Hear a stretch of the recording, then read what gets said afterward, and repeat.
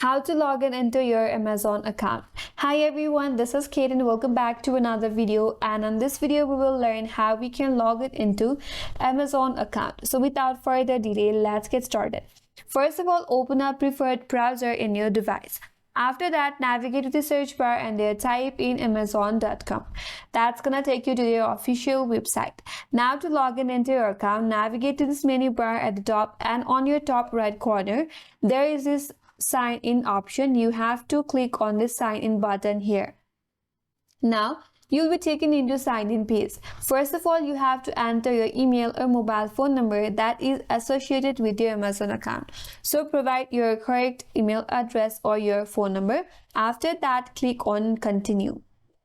And on the next page, you will be asked to enter your password that is linked with your account. So there also make sure that you type in your correct password.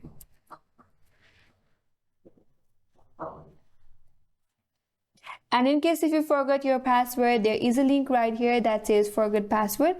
You can click on it, follow the on-screen instructions and recover your account.